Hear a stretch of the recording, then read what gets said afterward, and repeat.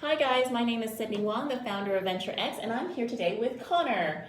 And today we have a very special event for you. We don't get to have these very often where we have a fireside chat with our internal team, but it's events like this where we can have the opportunity to really dig in deep about entrepreneurship and our vision and be able to share it with everyone. So, without further ado, I'd love to introduce to you Connor. Why don't you tell us a little bit about yourself and how you came up with these kinds of questions for this event today? Yeah, so I just finished up my second year of my economics degree here at McGill University. Last summer I got some experience at a private equity firm as a research intern. So I really enjoy working with investors, and this summer I decided to join the VenturX team because I really like Sydney's vision for helping startups reach their goals and connecting them to investors when they're ready. Great. So we work a lot with different startups as well as investors around North America on our platform. And Connor has been helping out with the sales and marketing side of that particular venture. So Connor, I understand that you prepared some questions. Just so you guys know, I actually have no idea what he wrote. Yeah, so, all right, so let's start with your road to VenturX. Talk about, what you were up to before that and how you got the idea for VenturX and what brought you back to Montreal to start this venture. So questions like this makes me feel like I probably didn't tell everybody the actual stories that we talk about on some of our podcasts. So basically I graduated out of McGill and then I did my master's in ESSEC, which is in France, and then after that I came back and was working in marketing and tech, and I had a friend who basically said if I was very interested in learning more about tech and startup that I needed to go to Silicon Valley. So I bought a one-week ticket within 10 days of him saying that, and I moved in with him. I felt like that really was an invitation. And then I took the opportunities to talk to all the different Uber drivers and TaskRabbiters, as well as dog walkers and WAG, and I got to learn a lot about the fact that they all had their own ventures and they all had a very specific journey on how to get there and all of these different milestones to reach. And so I quickly understood that startup was kind of like a battlefield with very few winners. So then I came back to Canada. One, because I wanted to come back here, and then secondly, because I had visa issues. I was supposed to work for a big firm out in Silicon Valley, but I had visa issues with my Canadian visa, so I had to come back. And that's actually when I started VenturX, which is a platform that connects startups and investors and tries to make the battlefield a little bit easier for both sides. Makes sense. So I know you've incorporated some of the ideas, of Silicon Valley into VenturX. Start to talk about, what things you incorporate into VenturX and how they manifest in, day-to-day operations, as well as your long-term goals for the company. Yeah, so I've actually never had this question before. I learned a lot when I was down there, and I feel like it really is a great birthplace for a lot of startup energy and entrepreneurship and all of these things. And so there are a lot of entrepreneurs who then became investors and kind of get back to that same ecosystem. So having derived from those things is really important to be able to ask them, very directly, what kind of things are you looking for in a startup, and how is it that it can be better facilitated? What do you see in the future, and things like that. So you always skate to where the puck is going to, not where the puck is at, right? And taking that kind of a mind frame and being able to produce metrics that show trends of where the startup was at the beginning and how they're growing are ways that it would help any investor. Right. And so now I got to ask, working with seed stage companies, is very interesting just because so many of them have troubles very early on, particularly with getting off the ground, hence why they're called seed stage. Talk about maybe a few things that really drive you towards working with these seed stage tech companies, sort of some of the most interesting aspects about it.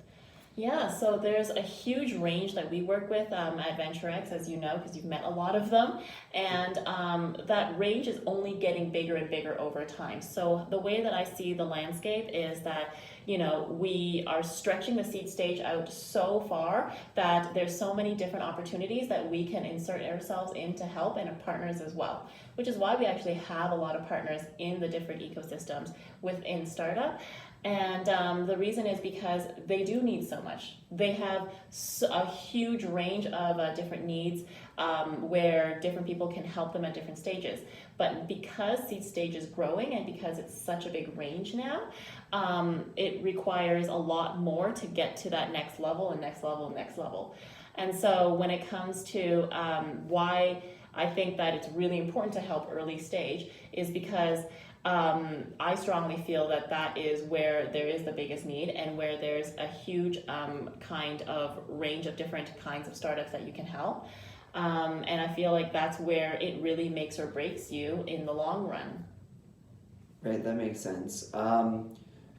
So another thing is, you know, since you've gotten going at VenturX, you've gotten to go to a lot of business and networking, like conferences and events across North America. Most recently, you attended Collision, which is one of the biggest business conferences in North America.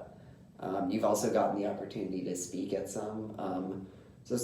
What was sort of, in your opinion, the most memorable or inspirational event you went to or spoke at, and sort of what did you learn and how did you incorporate it into the VenturX platform?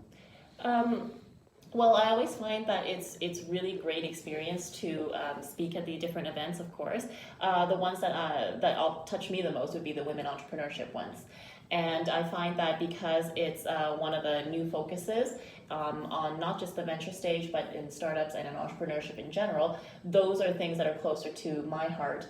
And I always feel most inspired from hearing stories of other entrepreneurs that have come from these very modest backgrounds and rising up and how they did it, the risks that they took. So my favorite kinds of stories are always the ones not where someone is just teaching you something, but one where they're showing their vulnerability and how they have overcome these kinds of obstacles to get to where they are. So one of the ones that are coming up, for example, is a Startup Fest, and we have a few of the local Montreal entrepreneurs who they can tell you the same stories year after year, but it's still a good story. And the point is that they have put that as a part of who they are and a part as their branding. And I think that one day when we all have found our different ways, because all the up and comers know all the other up and comers, we'll all be able to follow those kinds of paths in the future. Right. And so my next question goes a little bit back to the whole Silicon Valley versus Montreal thing, which is, you know, you've gotten the opportunity to work in both areas, but even now at VenturX, you know, you work with startups and investors across North America. So talk about some of the differences you see both in the startup and investors markets in Montreal versus Silicon Valley. Yeah, so I think that there's definitely a lot of great energy in both. I do think that in the Valley still things just move so fast. It is also called a very American style to move really fast, but for sure. But that's where I think that it's natural, and you learn, and you move fast and fail fast, right? And then you iterate. Whereas when you bring things back here to Montreal, there's a lot of great opportunities in terms of government grants and subsidies and R&D kind of thing that's done here because they have so much support for it. And so even if you get funding in Silicon Valley, for example, a lot of really big players, a lot of unicorn companies in Canada have brought it back to Montreal and brought it back to Canada to do their R&D, to do their building here, because they know that $1 in the Valley is actually like $15 here, which is amazing because you get all of that benefit back, and your employees would be the ones that would get to benefit from these things. And then also you have a much more kind of forgiving runway in that sense. Makes sense. Okay, so now I'm going to move a little bit into the startup market in particular. So, many major North American cities, Montreal included, there's been a lot of amazing, tech industries that have been on the rise. Montreal has a big AI industry, Yeah. AR, VR, that sort of thing. In your opinion, what's the most fascinating or disruptive trend you've seen, working with all these startup tech companies over the last few years? I think that when I was listening to the different investors at the venture stage, at Collision, for example, they all kept saying the same thing, which I also do feel, which is that, when you're presented something that you kind of like, cock your head at, you're like, I'm not really sure this is a thing, or how could this be real, are absolutely the most interesting ones. Some of them that I've heard of, which were so interesting, was, for example, there was this one. It was down in the States, where they took a soccer ball, and this is mostly for developing countries who don't have electricity. So they give this soccer ball, looks like a real soccer ball, and you give it to kids, and then they play around with it. I think you have to play around with it for about 30 minutes, and then when you open up that soccer ball, out comes a flashlight. Wow. So it created transfer kinetic energy into electricity, and then you're able to see this kid like do his homework and read a book, and you can also like use it as a battery, so it charges things for you within the same soccer ball. So that kind of thing seems absolutely bizarre, right? Right. And you're like, this is amazing. This is the best thing I've ever heard. And then once you kind of see that, you kind of feel that, how does it work? Where can I get it? What's the mission? What is it? And so on and so forth. So when you're able to be triggered to ask all of these different things because of that, instead of, focusing on, what would make my life slightly easier or more comfortable, then it's a whole other ballpark. And I think that that's the kind of a disruptive field that we're all going to. And I think that that's the kind of disruptive field that is most interesting to me as well. Makes sense. And so my question then relating to these, to these tech startups, which is, there are all these disruptive trends. There's certainly market potential in a lot of these startups cases, but nonetheless, a lot of them still struggle big time in the seed stage. I think you talked a little bit about that, right? But just go through it again, why that is, and what things these tech startups can do to sort of make themselves more appealing, not only to the general populace, but to investors, so that they can get their funding. So the things that we track at VenturX, for example, are based off of exactly what our investors have been asking for and looking for. So they would be, for example, the ways that you're converting your leads into sales, right? How you're engaging your leads or your users. So that would be a combination of retention and usage. Are they coming back to use it? How are they using it? How long are they using it? And then, of course, a financial runway. How you spend your money is how they're going to spend their money. So show that you are spending your money well and that they're producing positive ROI. You're not just giving it to your friend for questionable marketing campaigns. That's not really going to help you in the long run. Right. So it's those kinds of things that we have found to be most effective to get them most ready. And all in all, one of the best, I think it was a TED Talk or a presentation that I saw. It was about the importance of timing. So even if you have the best of every single ingredient, but it's the wrong time in the market because you're either too early or too late, that's going to blow up. So when we were at the last startup competition, which was in Toronto, the one that we sponsored for Chinese and Canadian investors. So one of the investors came up to me and he said, well, it does depend so much on timing, because if you're building something today and it's actually 2G, it's really not going to work because we're at 5G. So it could be the best 2G technology. It doesn't matter. It's not going to work because you are, 3G is too late. That's the answer. Right. All right, awesome. So I'm going to move back towards VenturX. So, at VenturX, we do, our work remotely.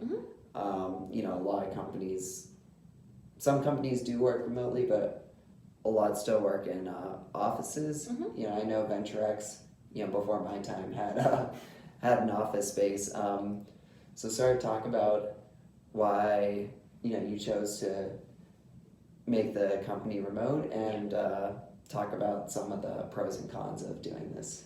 So our company is remote, and I truly believe that talent is borderless, and some of the best people that we've had were not necessarily from my vicinity, and I don't think that it needs to be. And so when I was back in my old consulting agency, it was also a startup. I was like employee number 5, okay? And these guys were super smart. They were super savvy, and they made, great revenue in their first year. And one of the best things that they did was that we worked from home 4 days a week, and we came to the office 1 day a week.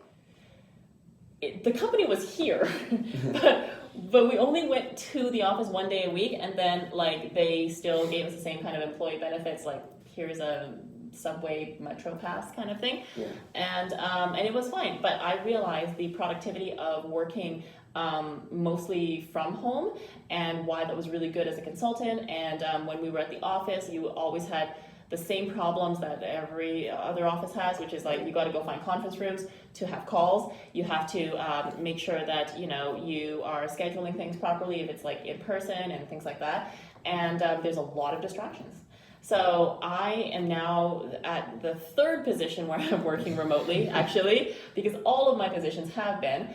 And then I've had the great experience and luxury when I was younger, when I worked remotely, because I was always in tech, to travel across Europe, to work in Silicon Valley while working for a Canadian company. And all of these other things and opportunities changed my life. I would never get the chance to have them if I have to go into an office every day. And I don't believe that that's for everyone. I think some people love being in an office. And I think that some people have to actually just try to see, with different internships or whichever, whether it's for them or not, right? Maybe it is, maybe it isn't. But I think that the world is changing. And so the workplace status and the workplace standards are also changing. You have to be creative. You have to make sure that each person has their needs fulfilled, and whichever the case may be.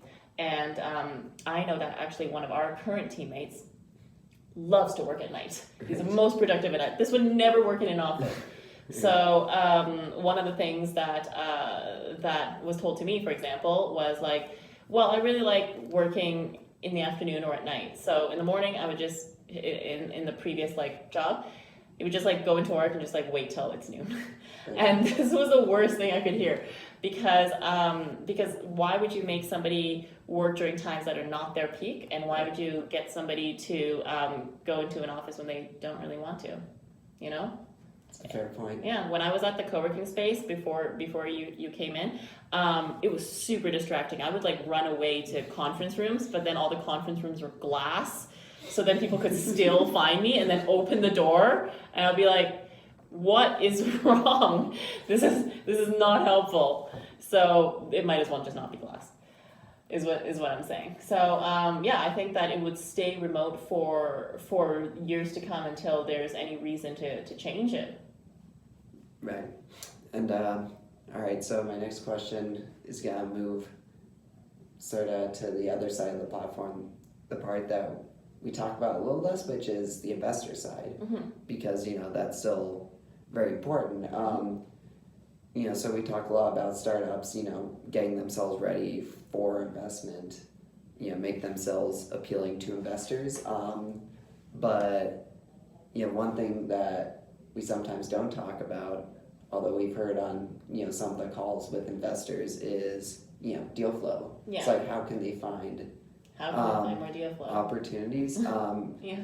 We've talked to both American and Canadian investors, and I think Canadian investors in particular,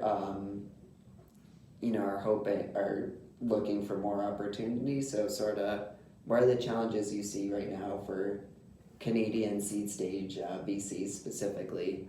And maybe talk a little bit about how the VenturX platform helps solve these issues.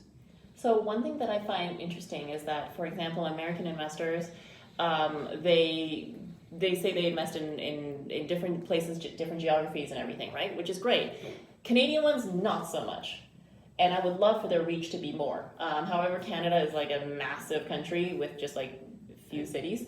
And so we don't have the same kinds of concentration as much as we would like. But in terms of the Canadian investors, yes, I do find it to be a little bit more conservative. I do find that there are different firms that are popping up because seed stage is so hard. So, for example, micro ventures are popping up, as well as super angels, which are kind of like between angel investor and seed stage investors. So because the gap is getting bigger and bigger and bigger, these things are popping up in all over North America, and I think that when it comes to different opportunities in Canada and in the U.S., startups do need to be very assertive in terms of what their plan is, what their plan of attack is, why is it like that, and who they really want on their board. So if you are, in terms of a Canadian investor, one of the things that we do hear about a lot is that they have a hard time making sure their fund is big enough and making sure that they're able to compete with the American investors for the same kinds of startups. They want to make sure there's no brain drain. So brain drain meaning like all of our talented people from Canada are going to the US because they can make more money there, or there's maybe more opportunity there, or whatever the case may be, right? And so being able to compete in that same playing field and keeping the best Canadians here, and in order to, give back and have sustainable entrepreneurship in Canada, I do think that it is a struggle right now. And it does sound like from our calls that we've had with some investors, it's going to be a challenge in the future if things don't have a big dramatic change. Yeah. I think that super angels and micro ventures and things like that are great. And I think that there are going to be more of them. However, I think that there really does need to be a bigger change. Right. Yeah, no, I definitely have seen the same thing as you, which is, it's hard for some of these Canadian investors to compete with American investors just because of the differences in capital. Mm-hmm. Again, deviate a little bit, just mention, last summer when I was at, the private equity firm, I was sort of just amazed by how large the fund was. Yes. And sort of like hearing the differences between that and like Canadian stage investors. It was pretty... Numbers are a little different. Pretty astonishing difference, yeah. Yeah. So that tells a lot in terms of what kind of startups they may be attracting to, right? So they would have to do a lot, as in, we are in this place. So like there's some firms that are in kind of like suburbs or like outside of the major cities in Canada where the government would just kind of do a matching principle. But for that to happen, you also have to move to these towns for a year in order to get their capital, right? So it's kind of like, are they able to compete just as well as a New York City firm?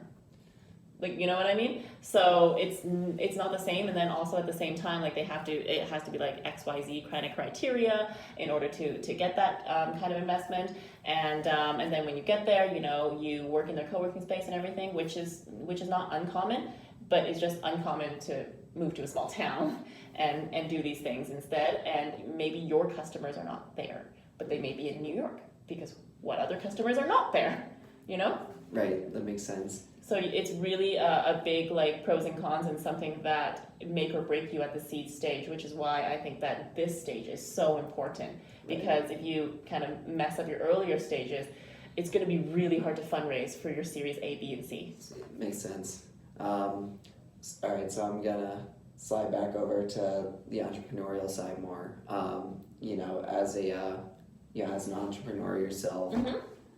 There are certain qualities and attributes in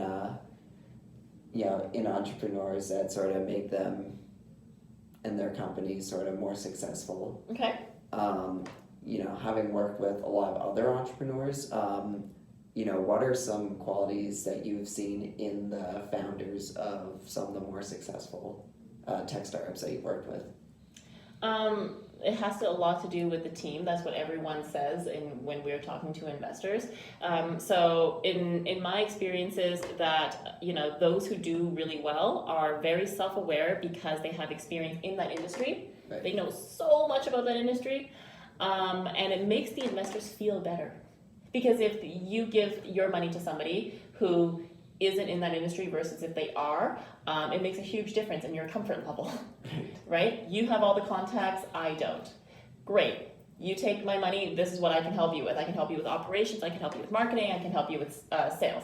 But I can't help you with all these different partnerships and channels that you need. So that is a big one. Another one is if you have done this before. So if you have already been an entrepreneur who, sold a company or merged or even didn't sell a company, you already have 10 times more experience than somebody who's doing it for the first time, right? Not saying that somebody who's doing it for the first time won't be able to compete. Of course they can, but you already had that entire chapter behind you and you were able to learn from that. So as an entrepreneur myself, I learned so much, not just about myself, but about just everything, because it challenges your entire being, okay? And it challenges your character, it challenges everything that you do. And so whatever your next venture and your next adventure will always be coming in with more experience, It's kind of like reapplying for certain roles that you've done before versus going in it for the first time. And then the other thing is, of course, making sure that in terms of team, not just as a founder, you like your team. Right. So there are actually one of the more surprising answers that we've had from an investor was, has this team worked together on another project before? And so, of course, I'm like, why is this important? So the answer is that they are wondering, okay, will this team stay together or will it fall apart? Because it's very different if you have your, contractor leave you, or your SEO specialist leave you, or you have, an intermediate developer leave you, versus if you have your CTO leave you. Yeah. They're leaving, all their shares are leaving, something is happening, and it makes the investors kind of feel uneasy. So if you and your partner have worked together on something else before, that's fantastic. It doesn't mean you necessarily hire your friends. It just means that you guys have worked together before and you complement each other's skills. And so you don't have the same skills. Yeah, no, I think that's a really good point because, when I wrote that article on the 3 most common financial mistakes, I did touch a little bit on, not having the right team. Yeah. I talked about ARS Digita based out of Cambridge, Massachusetts. Yeah. Once they brought those 3 investors and put them in executive positions, there were a lot of clashes. The new investors made some very, let's say, questionable financial decisions with the company. Yeah. And because they just didn't work well together, the company just fell apart. And this was, during, the tech bubble in the U.S. So it was a prime time for. And the more time you kind of like waste with disagreements and long decision making, I really like fast decision. So really long decision makings, because of these kinds of conflicts and things like that, it does just waste all of your money.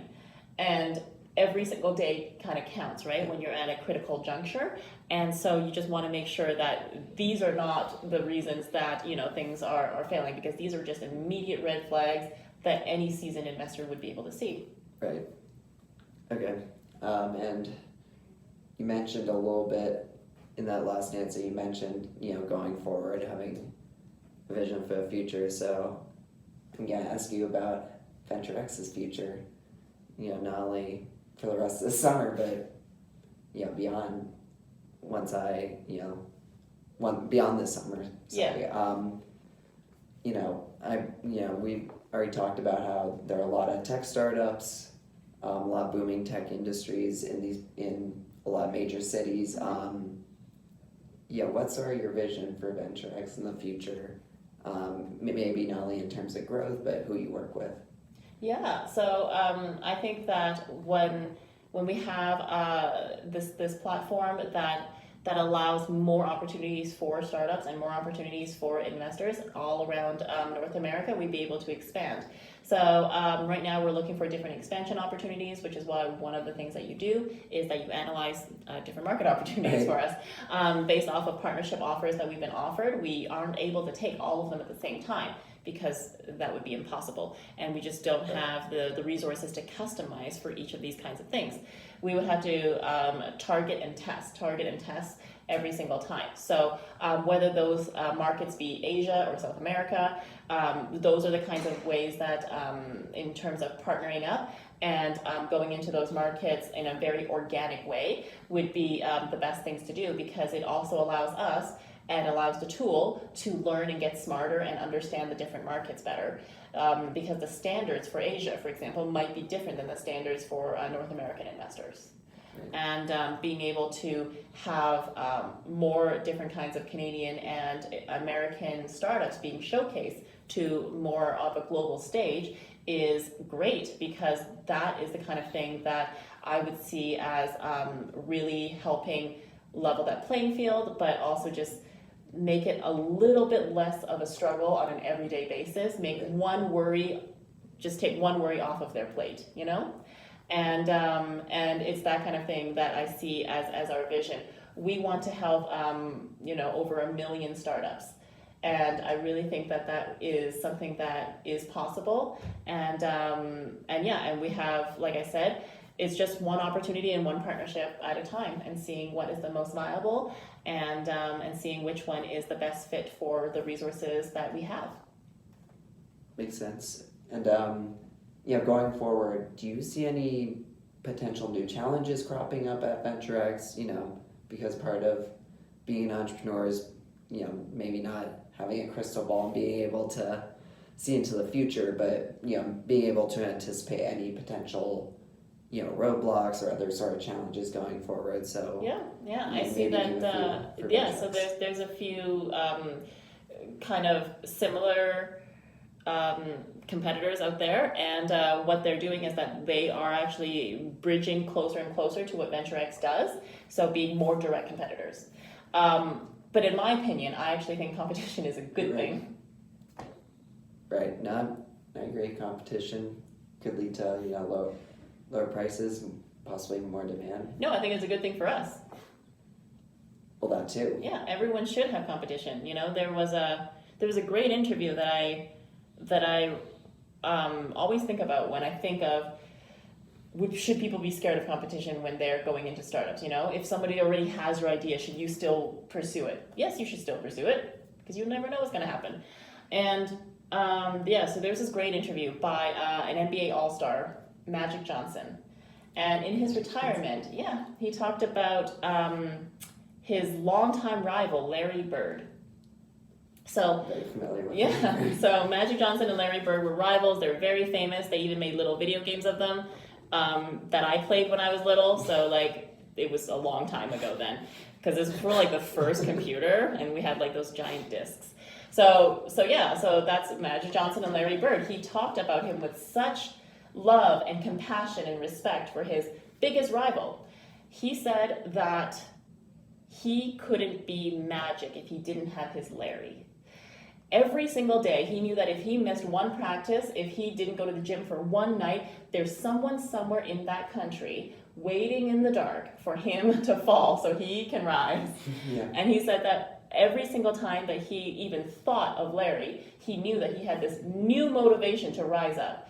And so because this was, back in the day, he said that the newcomers, all the new NBA All-Stars, they didn't have the same kinds of rivalry, because they were top of the top of the top of the top already. And so he said that, without him, he couldn't be his Magic. So for me, I wish for VenturX to have more competition. I wish for all VenturX startups to have more competition. It proves that there is a strong growing market in this sector.